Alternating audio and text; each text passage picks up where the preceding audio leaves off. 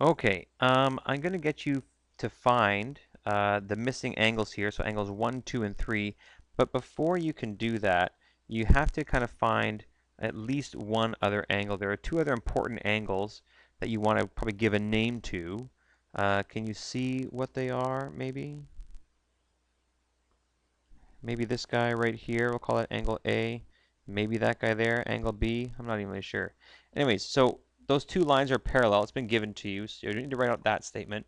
But from there, from the given lines being parallel, what would be the series of steps you would use to get to find the angles 1, 2, and 3? I'm going to give you about 3 seconds, and I'm going to start showing the solution after that. Okay, so the first thing you're going to notice is about angle A. Okay, angle A is equal to 80 degrees. And I know that because there's a straight line, and part of the line is 100 degrees, so the rest of it has to be 80. In other words, angles on a line add up to 180 degrees. So you can say angles on a line. Okay? If you were stuck and you couldn't find that, and now you got it, go ahead and pause the video and finish the rest of it. I'm going to keep going. So since angle A is 80 degrees, that leads to finding angle 1.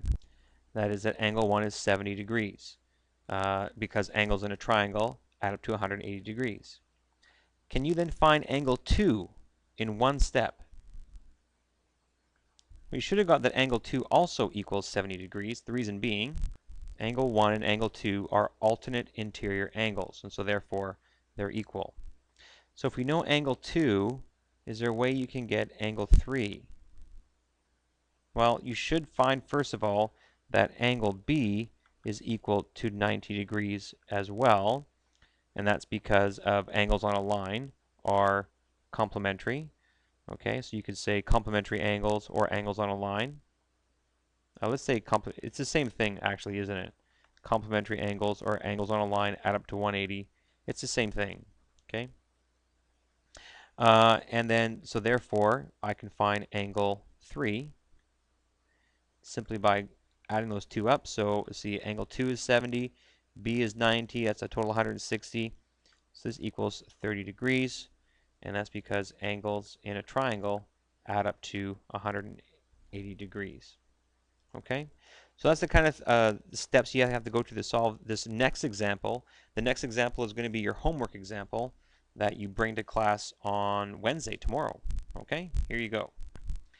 Okay, so for this example here, I'm showing you that, these two lines here, this guy here and this guy here, form a right angle.